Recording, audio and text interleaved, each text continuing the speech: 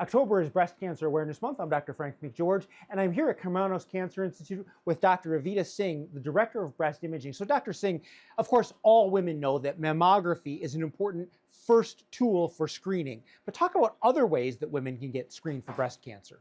Well, the most common additional second screening that patients get now is ultrasound screening. We typically recommend that in patients who have dense breasts but who are of average risk.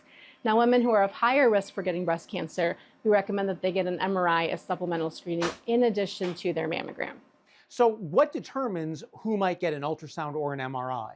Well, if you're high risk, so that's greater than 20% lifetime risk, so that's usually patients with high genetic risk factors like a BRCA, strong family history, or some other factors, MRI really is going to be your best test to get in addition to the mammogram. Now, if you have average risk, not over 20%, we would recommend maybe an ultrasound if you have dense breasts in addition to your mammogram. Okay, so you mentioned dense breasts. How does a woman know they have dense breasts if they've never had a mammogram, or is that how you figure it out? That's how you figure it out. So if you've never had a mammogram, it's unlikely that your breast density is known based off physical exam or age alone, okay? On your mammogram, we can tell your density, and by law, we are required to notify you in a letter of that breast density. So your doctor will also be notified of your breast density, and they're really the best person to talk to. So your primary care physician, your OBGYN, they can talk to you about ultrasound, MRIs, which might be better for you based off those risk factors. And also, if you're at your mammogram appointment and you want to talk to a radiologist like me, you can often ask for that. And if one is available, we're happy to explain that process to you. You know, when I was a kid, so to speak, in medical school, there was no such thing as breast ultrasound. Talk about how breast ultrasound has really evolved into something that is now a great technology. So all imaging has really just grown since we were in training. Ultrasound technology is very, very good. We're able to clearly see very small masses, 3-4 millimeters, that could be invasive. In addition to the mammogram, it does pick up some cancers that we might not see on a dense breast tissue. What about MRI? MRI really is the best test that we have to pick up breast cancer. It's extremely sensitive, meaning 99.9% of cancers are picked up by an MRI. They are expensive, hard to do, take about 30 minutes, and require contrast. But most cancers, almost all of them, are picked up by MRI. So it's our best test. It's just not really widely available to use as a screening exam.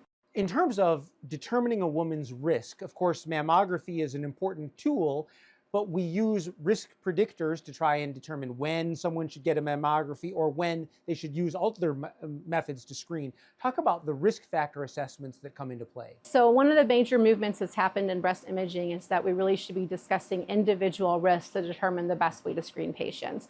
So if you were to come to Karmanos, for instance, every single patient who gets a mammogram fills out a risk assessment before their imaging. We then are given all of that information. It's a questionnaire of about 15 to 20 questions that calculates that score.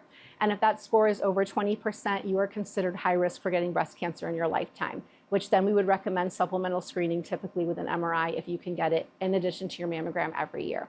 Those intermediate patients in the middle zone, we can talk about supplemental screening with ultrasound or MRI, depending on insurance coverage and inpatient preference. And then those who are average risk, we know really are most likely to be benefited by just a mammogram and be fine with only that unless they have dense breasts. How would a woman know or be able to determine some of that herself? Well, you can actually just go on Google or whatever search engine you want to use and type in lifetime risk assessment for breast cancer. And there's several widely available models that will give you your score. You just answer the questionnaire. The most common and most accurate one that we discuss these days is called the Tyrer-Cuzick V8. That's not a company. That is a model that's created by a statistician, so you can access that online. So, we know, of course, that mammography is the first line, and that is what is covered by insurance. What about breast ultrasound and MRI? How is that covered, if at all? Well, it's really state dependent. So, in the state of Michigan, we are advocating to have these things covered for the patients here. But as of now, most patients, it really depends on their insurance company. So it's really, unfortunately, very individual in our state. Talk about the different ways that we might think about it beyond just saying, hey, you need an annual mammogram. If you're of average risk, so below 15% lifetime risk, and you do not have dense breasts, just get your mammogram and proceed.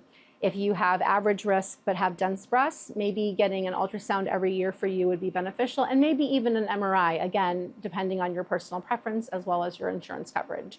But if you're over that 20% line, and you have, whether they're dense or not, the MRI really is going to be something important to add to your screening. What about the future? What's coming down the road beyond ultrasound, MRI, and mammography? Well, contrast-enhanced mammography is where we give IV contrast, and then you get the same kind of mammogram done using some new technology. That is hopefully going to address some of the limitations we have with MRI with access. It has very similar data points to MRI, where it picks up this, a good number of cancers, very, very close to MRI, but is more widely accessible because it's part of the mammogram unit.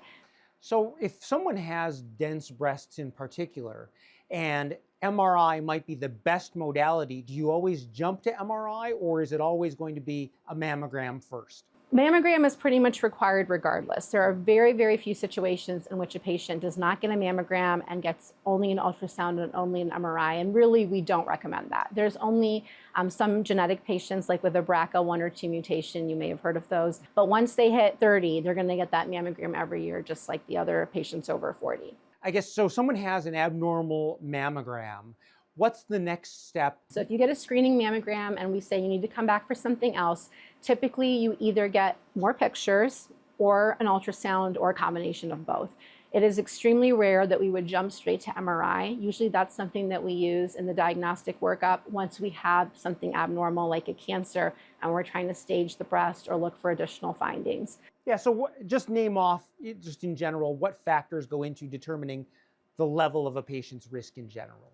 So a classic risk assessment will have things including your age, your weight to assess BMI, which is a risk factor, alcohol use, diet, and then obviously family history. So mothers, sisters, grandmothers, even paternal side, any family history of breast cancer, additional things like family history of colon cancer, pancreatic cancer, lung cancer, and then for women, age of menstruation, how many children, and when those children were birthed. And so all of those get plugged into a formula that basically weighs everything and decides whether someone has that 20% threshold? Right, so national databases, have been all evaluated. They looked at all these risks, and they have models in which they're able to determine basically an exact number for 5-year risk of breast cancer and 10-year or lifetime risk of breast cancer. And we use those numbers to help guide recommendations for screening. Dr. Singh, thank you so much for addressing everyone's questions. And if you want more information, you can find it online at clickondetroit.com.